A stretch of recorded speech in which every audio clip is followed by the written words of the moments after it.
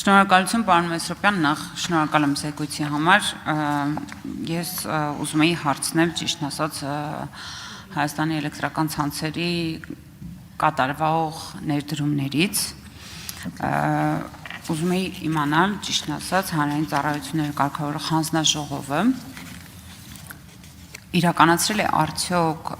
վերահսկողական, այսինքն ստուգողական աշխատանքներ, չգիտեմ ինչպես ճիշտ ընտրեմ բառը, որն է հարիր ըստ կարգի ձեր, եւ ինչեր է արձանագրել, արդյոք այդ ընդհանրապես ինչպես է process-ը տեղի ունենում, ինչեր են արձանագրվել եւ որտեղ կարող ենք, օրինակ, մենք ծանոթանալ այդ արձանագրություններին, թե արդյոք ստանձնած պարտավորությունները կազմակերպությունը կատարել է քաղաքացիների հանդեպ ի վերջո դրա վերջնական շահառուն քաղաքացիներն են։ Այս մեկ հարց եւ երկրորդը ես նաեւ դիտարկում եմ ավելի շատ երկրորդի մասով եւ կուզենայի ձեր կարծիքը իմանալ, այստեղ կար ձեր հանձնաժողովի գործունեության թափանցիկության մասով մի մաս զեկույցում, որը նվիրված էր թափանցիկությանը եւ ընդհանուր առմամբ ես այստեղ գրված է, որ ձեր նիստերը բաց են եւ ձեր դահլիճի հնարավորության սահմաններում շահագրգիռ կողմերը մարդիկ կարող են մասնակցել, բայց իմ տպավորությամբ նիստերի հեռարձակումը ընդհանրապես նման անկախ մարմիններում եւ ոչ միայն այսինքն ձեր հանձնաժողովում, այլ բոլոր անկախ մարմիններում շատ ավելի թափանցիկ կսարքի եւ շատ ավելի հաշվետու կսարքի նման հանձնաժողովների գործունեությունը եւ այս մասով կուզենայի եւ կարծում եմ գործընկերներից հետ պետք է որ քննարկենք նման նախաձեռնությամբ հանդես գալը եւ կուզենայի նաեւ ձեր կարծիքը իմանալ այս հարցի շուրջ։ Շնորհակալություն։ Տիկին Վարդանյան, երկրորդ հարցի հետ լիարժեք համամիտ եմ, լավ առաջարկ է,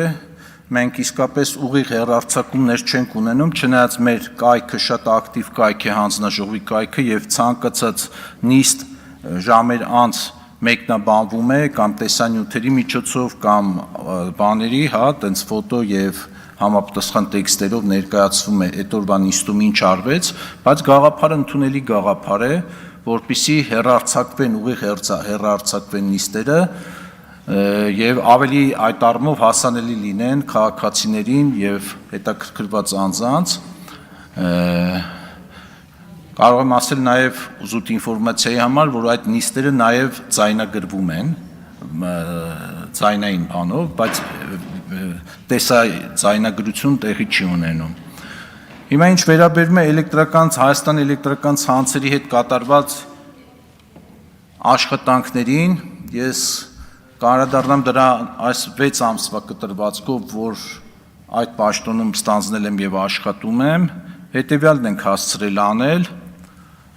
արդեն մեկ անգամ մոնիտորինգի խումբ ենք գործուղել Հանրապետության տարբեր շրջաններ, մեր մասնագիտական տեխնիկական խմբերին, համապատասխան տեխնիկական առաջադրանքով, որպեսզի ստուգեն տարբեր որակի ցուցանիշներ եւ բերված արդյունքները հիմա գտնվում են այդ ուսումնասիրության փուլում, ամփոփելուց հետո ամբողջությամբ կներկայացնենք, թե առաջ անցնելով կարող եմ ասել, որ բազմաթիվ տեղերում ունենք բանի, լարման մակարդակների անթույլատրելիության, լարման մակարդակներից շեղվելու խնդիրներ ունենք, էլեկտրական հաշվիչների ոչ պատշաճ վիճակում գտնվելու խնդիրներ ունենք, չթվայնացված հաշվիչներ ունենք, չնայած չթվայնացված հաշվիչները դրանք այս օրվա գործող օրենքով օրենքի խախտում չեն, բայց նմանատիպ խնդիրներ ունենք հայտնաբերված, որոնց վերաբերյալ առանձին հանդես կգանք,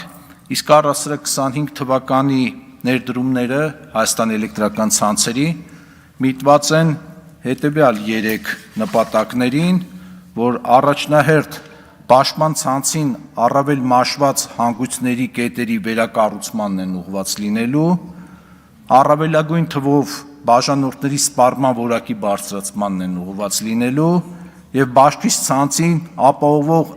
ընդլայնման տարածքներում անհրաժեշտ ենթակառուցվածքների ապահովմանն են լինելու։ Հիմա եթե այս 3 կետերը մի քիչ բացված պատմեմ, թե ինչ է ենթադրում իր տակ,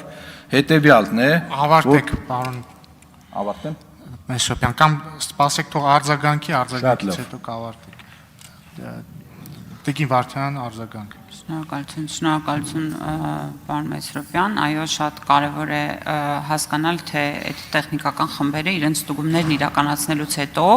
որտեղ են տեղադրում արձանագրությունները արդյունքների վերաբերյալ, որպեսզի